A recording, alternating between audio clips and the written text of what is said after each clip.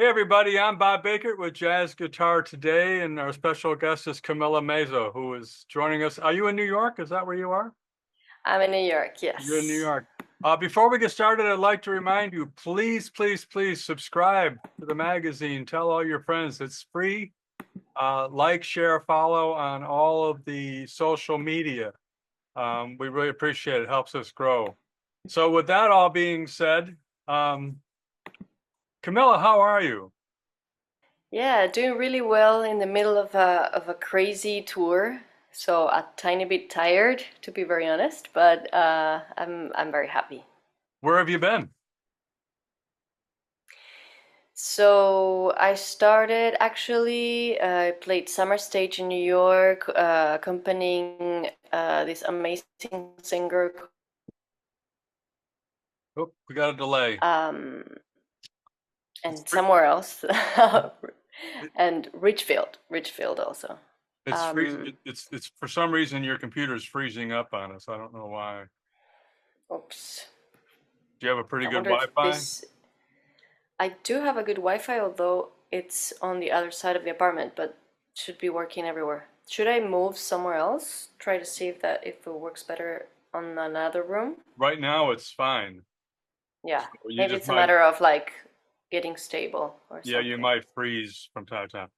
So I'm sorry, I didn't really catch where you've been. You started where? Yeah, so I started, actually I played at Summer Stage New York Oh, with Arush Aftab, and then we went to Richfield and Woodstock and some other place that I can't remember. Then I went to teach at Stanford in on the West Coast, and I had a couple gigs there in Oakland and then La Jolla in San Diego.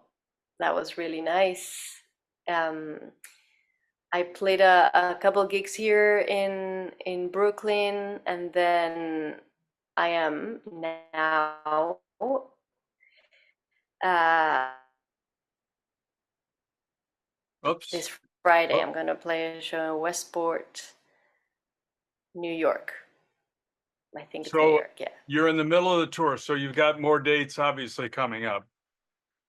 Yes. Where are you headed? Yeah. I don't usually ask that question this early in the interview, but where are you headed? Right.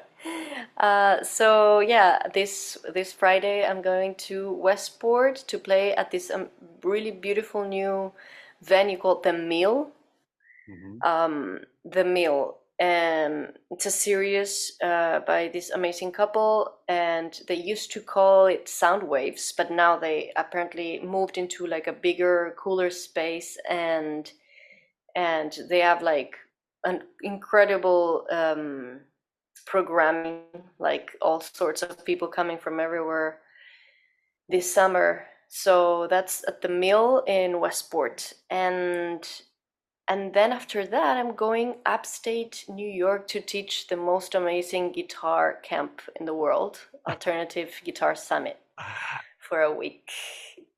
I know. And as you also may know, yeah, we're finishing that week at LPR, releasing the solo album that was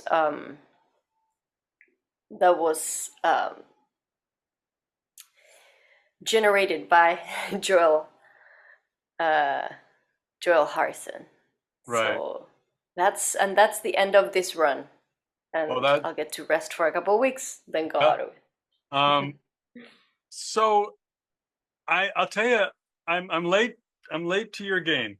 You know, what I mean by that, I just kind of discovered That's you. what you said. Yeah. Yeah, and I'll tell you how it happened. I I I first heard your name from Joel with the Alternative Guitar Summit, which is coming up in a few weeks. Hmm. Which is amazing. I mean, you've got you and Mike Stern, and you've got let me see who else is in there. I can't. I'm trying to remember. Um, This year's Kurt Schofield's gonna Rosenwinkel, be there. Kurt Rosenwinkel, Gilad Hexelman, Rodney uh, Jones, Gilad Niels Hexelman, Klein, Nils Klein. I mean, it's just a Muthspiel Wolfsgang. I don't know how to pronounce his yeah. name. I I have the whole list. I've read it off a million times, but I wasn't prepared to actually mention that. But now that we're mentioning it, that's coming up in like the 18th, 17th, something like that, and the Alternative Guitar Yeah, Summit. we start the 19th. At any rate, now that's gonna be amazing. So that's where I heard, and then I went on to the D'Angelico site and saw you playing on that, and I thought, holy crap, that's really good playing, and that guitar sounds great, and everything about it was wonderful. And I went, wow, that was really special. And then I actually passed your video to several people. I said, you need to listen to this woman play. She's really good. So then everybody got into it, and then I started watching a lot of your stuff, So just I'm going to try not to talk too much. I get accused of that, which it's so Go for it. I love listening. the Frankfurt Radio Big Band. Tell us about Mm, that. What a gig. Wow. That's amazing. wow. Yeah, I'm literally like, I still have flashbacks of that moment because that was so cool and exciting.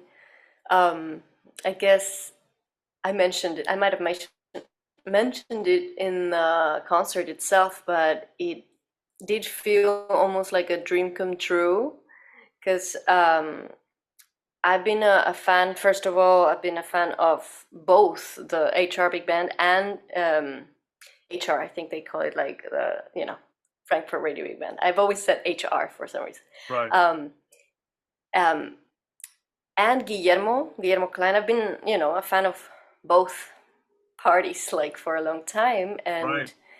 and in my head, I was like expecting one moment to cross paths with Guillermo and be able to collaborate, but like this was kind of like the perfect setting, because it Unbelievable. was like a Unbelievable. very collaborative collaborative um, effort, like we started talking via email. We had a couple of Zoom meetings discussing the repertoire, and it felt very, very much like a unity, and like that like his voice and my voice were there, and I loved that. It was like a really amazing experience also to get to just spend time with him and getting to know him.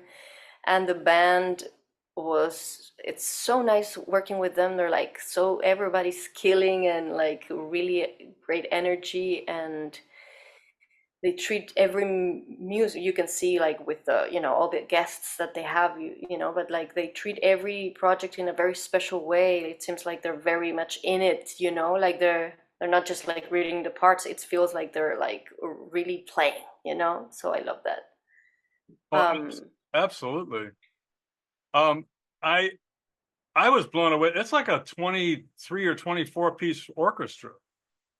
And mm, mm, these are not kids. These are full blown grown ass adults, if you don't mind me saying it, yeah, who play incredibly well.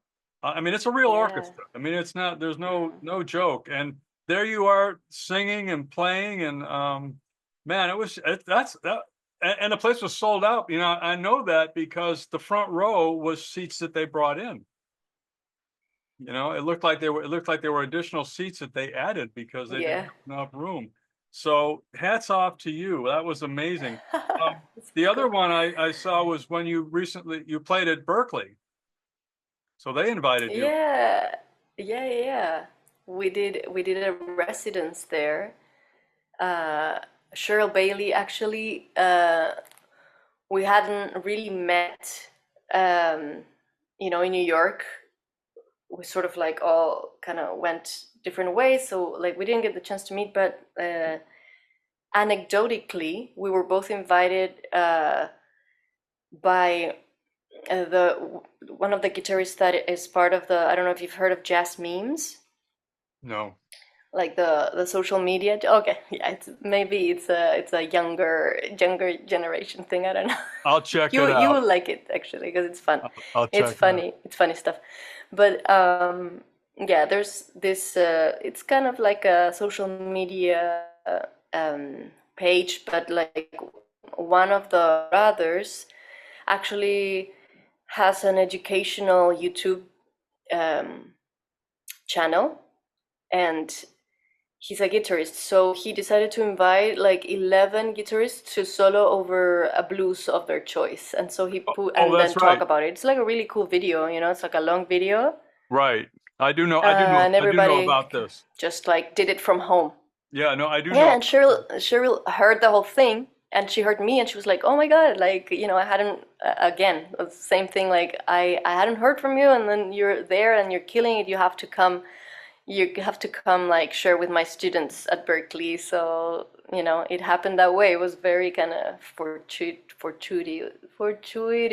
Oh my God, I can't speak anymore. You're doing Uh, fine. Thanks to that anecdotal video, that it was really cool to make, you know. And Well, I she was love there to Cheryl. I show. mean, Cheryl's been on several times, and I just love Cheryl and everybody up there. It's just great. But it was really you've before I get into you and your playing and all of that, well, let's talk about that a little bit. So there you are, a 15-year-old girl in Chile, right? And you decided you wanted to play jazz guitar. Mm-hmm. How did that happen? Yeah, well, I would say at 15, I was still sort of like even figuring out like um, what I was going to play. I was like checking out more, you know, rock oriented and funky oriented and soul oriented, but like always kind of like with that tendency to like more sophisticated harmony. But like I couldn't, you know, if you talk to with me at 15 years old, I don't think I knew what jazz was really. That I loved the idea of jazz, but I didn't even know what it meant. um it was a little later on that like kind of finding my way, because like, you know, growing up in Chile, it's not necessarily that easy to get to like all the information. Maybe now, yes, but like, you know, 20 years ago or whatever, more than 20, oh my God.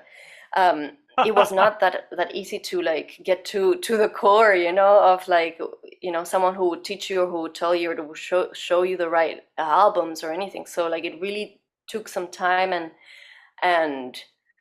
and really insane amount of interest to really get to find out what it was, and like to start learning it from good teachers and start like really getting deep into it. Was um sorry. mhm. No, go ahead. Was there a jazz scene there at the time? I mean, was there Yeah, well, yeah, there was a jazz scene. The jazz scene in Chile is, it's an old one, very I would say it's a small scene in, you know, in comparison, obviously. um it has always had like really high level musicians. right? um it's very small, so like you have to kind of like find your way and know the right places to go and the right people, because also I guess it's a scene that like it has, as all scenes, I guess, like, you know, a core that it's maybe like, you know, kind of oriented towards like the like straight ahead, but also you have all these different iterations, you know, that they dedicate themselves to like you know, the mixes of jazz and our roots, you know, Latin American music, and then what you would call fusion, or you know. um so for me, I think one of the biggest leaps was to, you know, decide to go to one of the very few music schools for jazz. Like it was a very tiny school, uh, and there I met some of my mentors that like, you know, gave me so many tools and like really introduced me to to, you know, important albums and really kind of like how do you say, like fostered me, no, like to really pushed me in the right direction, you know. Like started listening uh, to kind of like the traditional stuff, and really like getting to understand what improvisation was, and you know, um learning, like, here, harmony and theory, and getting to play too. Like I funnily, I got a gig very soon after, like with one of my teachers. I was there for guitar, but like uh, my teacher, because I was not going to be a singer, by the way. So like I was there to study guitar, and my teacher heard me on ear training class, and he was like, "Hey, you really have a good ear, and you have a good voice," because like we would sing intervals and stuff. So like he was like, "Are you sure you don't sing?" And I'm like, "Yeah, no, no. I mean, I would sing to really share my ideas, but like not as a I never saw myself as a professional singer." But then after like I learned a couple songs, and like we played it together with this teacher. He was like, "Okay, you got a gig," like, and then I started singing with him, which actually was so unexpected. Like I was playing rock bands in that moment, and like suddenly I became a jazz singer, in a hotel. But that was really a school for me. It Yeah. was really good. So then I want to just talk about you a little bit. I don't normally do a lot of history on this, but I'm fascinated with how so then you went to the New School in New York. You were there for 3 years. Yeah, the whole thing, Four, excuse four me, for years. 4 years. Okay. Um, and obviously that was a life-changing event for you. Yeah, definitely. Yeah. Um, so yeah, I guess long story short, I had this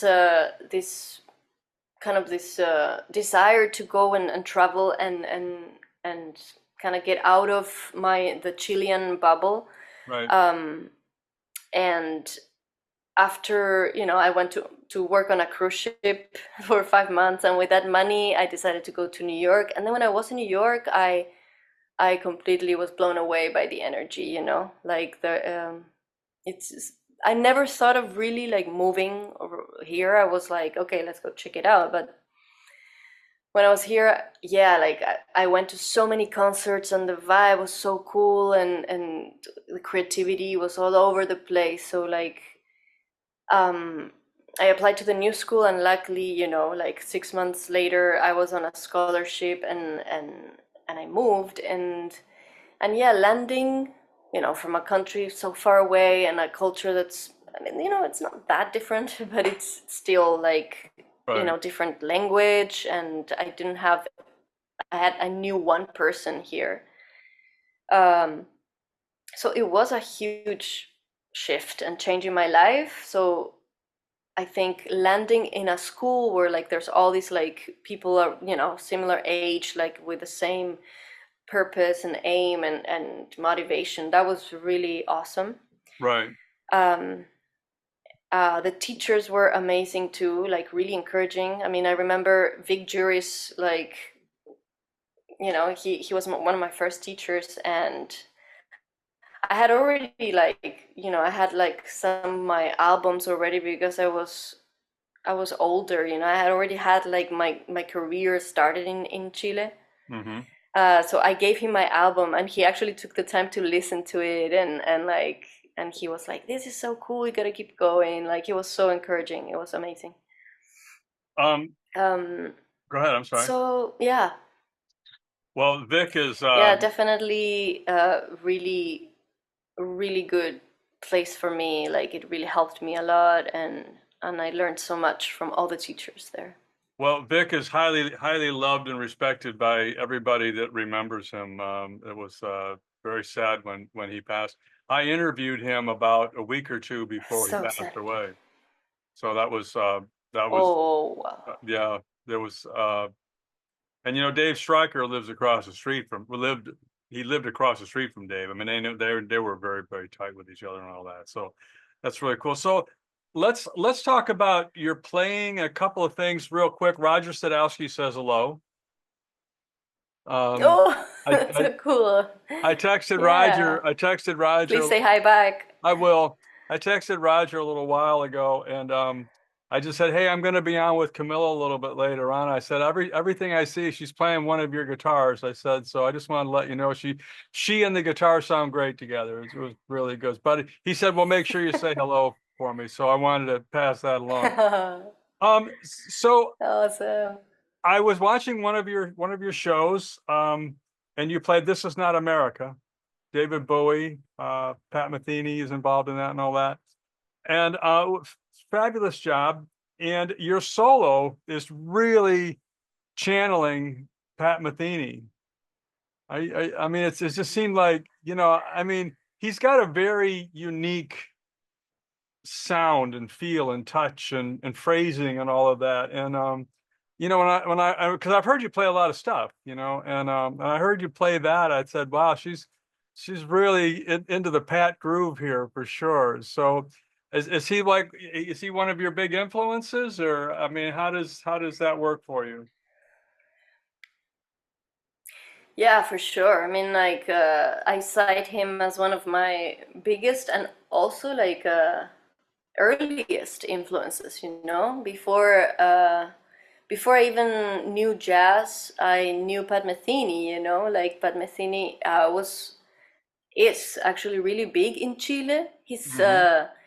He sort of like opened up, uh, kind of like uh, he opened up gates musically, uh, kind of beyond genre, Right. like even without knowing what jazz was, I was listening to his records, not even knowing that he was actually improvising. I was digging those records just because the music was so exciting, and somehow, yeah, he was able to tap into also maybe Latin America in a way that it was special. I think he was incorporating. I mean, yeah, he was incorporating some language from our culture too. So like maybe we felt that it was familiar or something. But yeah, he definitely is one of my first influences, and there's something about his playing that I realized later on. It's one of like almost like my core philosophies when I try to make music, which is that um, it feels that his melodies are always like from the heart. They're like really from a place of honesty and complete like um, kind of complete connection with the like the natural and organic development of a melody. Right. Like I guess he you could say like, oh, he's totally hearing what he plays. You know what I mean? And that Right. has been my my aim. Also as a singer, um to play what I would sing. Because Right. like the guitar can as an instrument, like the physiology of the instrument, it can it you could get trapped in its architecture and sort of like play like learn patterns and sort of get too much inside these little cages because it's comfortable for the fingers and it's like familiar to the eyes. It's a very visual instrument. Right. So I feel like at one point of my development, I felt I was a little trapped and that I wasn't, let's say, resolving this melody as I would if I was singing it, or I wasn't like developing this melody. And someone like Pat Metheny does that. He's always like following the ear, and that's definitely something that like I kind of like look up to and I work on a regular basis.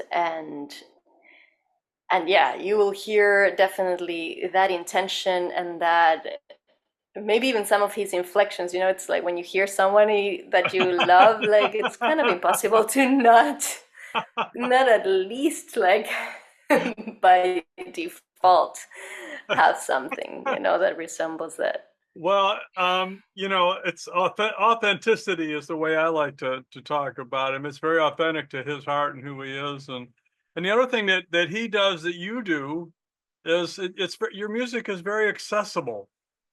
You don't have to be a Hmm. jazz person to like what you do. Just like Pat Metheny, you don't have to be a jazz person to like Pat Metheny at all. I mean, it's the fact that he's regarded and revered as one of the very top jazz guitar players ever. Um, that's nice, but the reality is that you don't have to be a jazz player to just enjoy what he does. I mean, it's just and you, my dear, have that same quality. You do. I mean, you're well, people might not know that you're a very accomplished singer. I mean, you sing a lot, in your concerts. I mean, you're a vocalist and a guitar player. Um, I mean, I think of George Benson, even though you don't play that style, but George obviously sings, and all of my a lot of my favorite guitar players also were singers, whether they were rock guys like Jimi Hendrix and Eric Clapton and all of that. George obviously is a singer. And Nat King Cole, great pianist and also a great singer, I mean, but Yeah. your sensitivity and your accessibility to we can see you when you're performing and when you're vocalizing and when you play. And the thing about that I want to talk about is this magazine and me. I'm not about just the old, the traditional jazz. I love that. I love that music. I appreciate that music. A lot of the people that are subscribers. That's what we definitely honor that. We love it. We spend a lot of time with those guys. But I'm also, because of my background, I'm also very into the modern guys. And some of the modern guys they're not kids anymore. I mean, John Scofield, Mike Stern, who you're going to be with in a couple of weeks. These guys are, Can't wait. they play with Miles Davis, and Miles, I mean, when you think about him, he's an older guy, but his style was definitely not, as he was older, it was definitely not, traditional. It was not the traditional vibe. And so what you're doing is very exciting to me, because if jazz is going to grow, it's going to have to appeal to a wider audience, and it's going to have to be a much more accessible audience. The music needs to be accessible, and it needs to, and yet I don't mean smooth jazz or commercial. I mean, I'm talking about just improvisational music from the heart and soul, and you do that.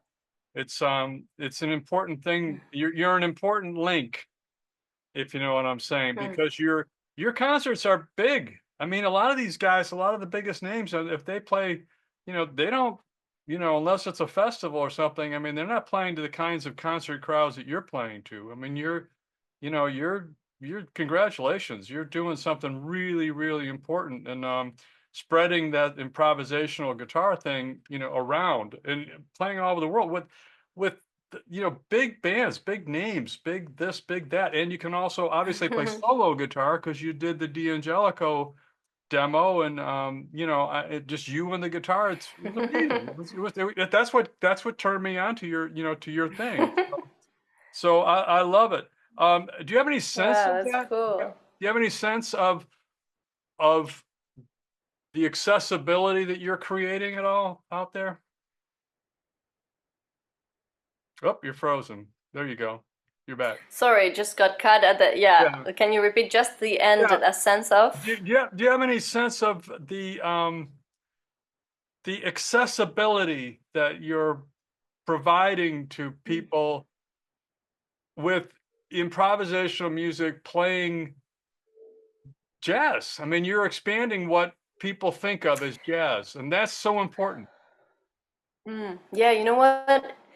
Sometimes I kind of forget, because also at a certain moment, because there were so many influences coming out of my music when writing my songs, and also when incorporating repertoire into, my my life. I was really like pushing the boundaries, like not on purpose, just because like I have wide interest. But it's been so cool to hear messages from, either musicians or just audience members, where they're like, hey, thanks to you, I discovered like the world of jazz, you know? That's right. Like and it's amazing because right, I sort of like just became the gateway into a thing that maybe they wouldn't have accessed otherwise, you know?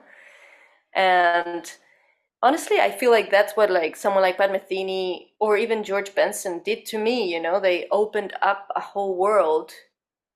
So yeah, it's one of the best compliments ever because like, you know, getting to experience the whole world of jazz and everything that it's like it's endless, whatever it's endless what it really has to give. It's changed my life. So like it's so cool when people say that to me, you know? Well, I say it because well, first of all, it's true, but also it's so important. Because, I mean, George is, I think George is 80 now, or, I mean, he's not a young man anymore, even though he looks it. And, Pat's not a kid either anymore. I mean, even though he looks great, I mean, these guys take care of themselves, which is great. But, we need a new Mm. guard, to come in and, kind of grab that stuff. And there is a host of people, and you're obviously one of them that are bringing improvisational music, jazz, whatever you want to call it, to a larger audience authentically. I mean, again, you're not doing it with with smoke and mirrors and a lot of crap. You're playing great music. You're writing your own music, a lot of it. You're singing Mhm. great stuff, and it's not. There's nothing cliche about anything that you do.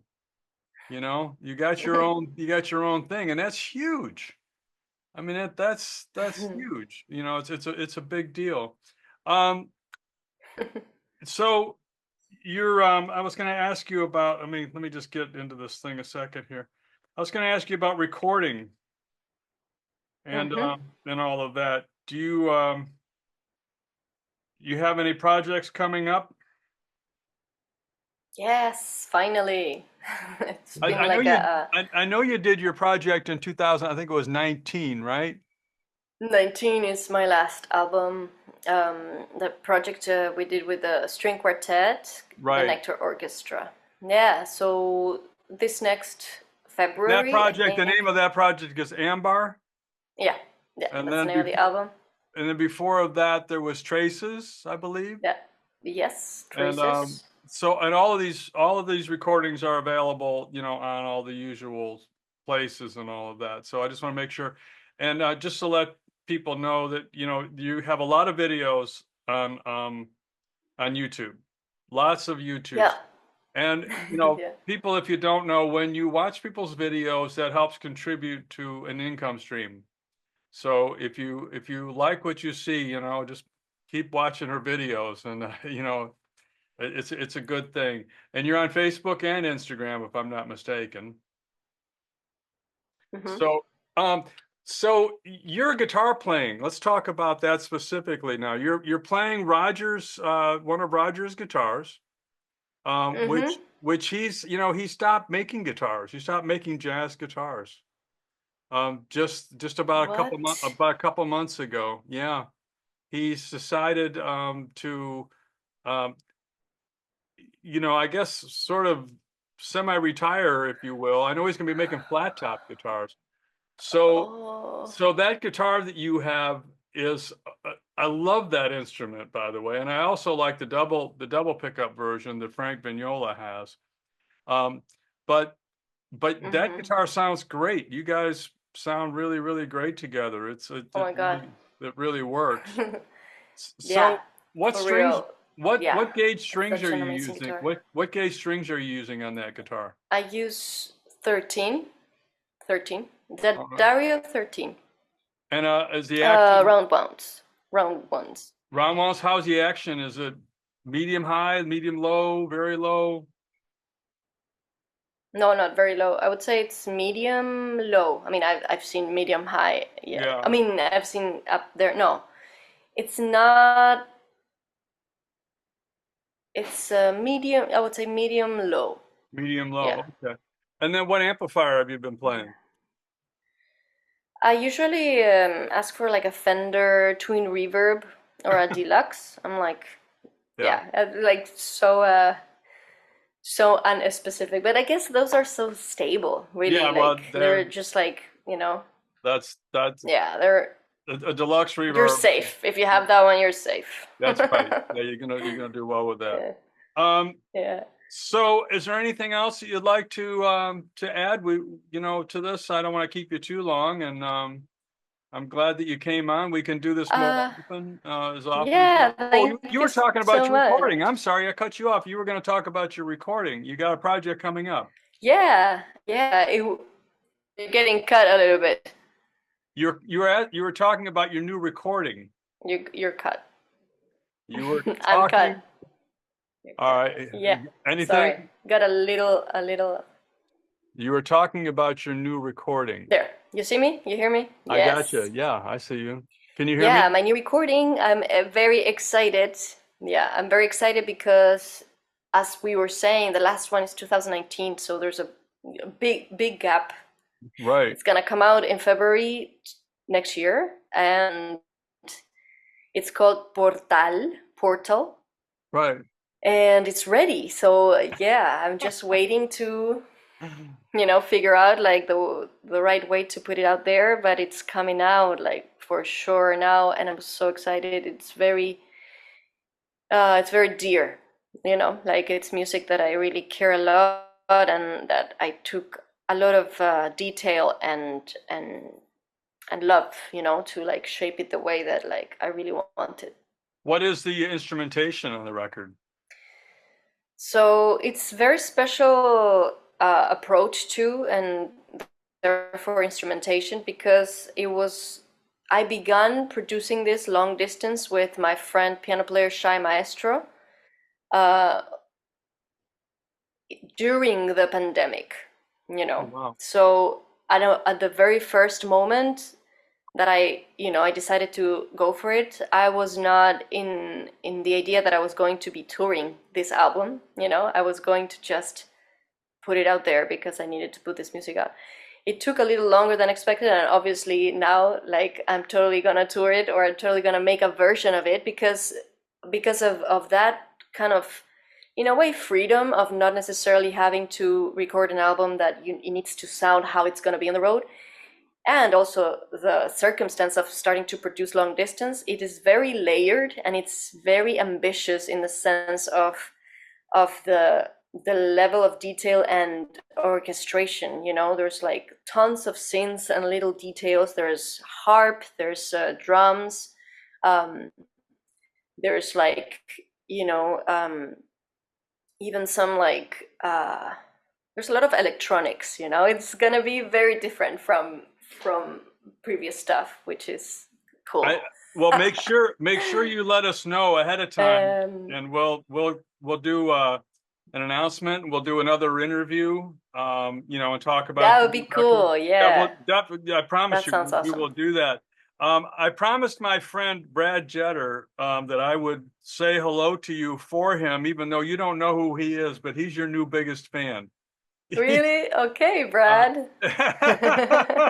He'll get a big kick. He's a guitar player, and then he does the reviews of the guitar. So we have the D'Angelico guitar that you played in for review, and we have it. We have it, and I want them to know this. We have it because of you. I saw you play that guitar. Really? That is amazing. I'm gonna tell the people at D'Angelico that I've done my job. You have done your job. Yeah, well, that's why we got it. I saw you playing that guitar. I thought so cool. That thing sounds amazing. And she's great. The guitar sound, everything. I said, how produced is this? And so I got one. And I have a I have this is a handmade Thorell 17-inch, cutaway guitar. So beautiful. All European woods, you can't, just as good as there is. And that guitar blew me away. The sound. I was going, it sounds like I can't play like you. I'm not saying that, but if we both just strum an A chord or a D chord or a G chord or a D major 7, D minor 7, or a flat, whatever it is, we just strum it. it's a great guitar, and you're the reason we got it in for review. So I just wanted to let you know that was tremendous. Oh, that's so cool. That's really So, good news. I love but it. let us know when the new record comes, and always keep in touch. And anytime you got something that you want to share, just you got all my contact information. Please be part of the family. Amazing. I Thank love you what so much. I'm so happy we connected after all these yeah. years. It was overdue. I love what you're doing. I think you're really, really important to the progress and the growth of improvisational music and something new, you know. I mean, Mm, it's just great. I mm. just love it. So unless you have something else, I'm done. This is great. I really appreciate you. Yeah, this was fun. This was really fun. We will connect later in the We will. year for So more news. Bob Bakert with Camila Meza for Jazz Guitar Today.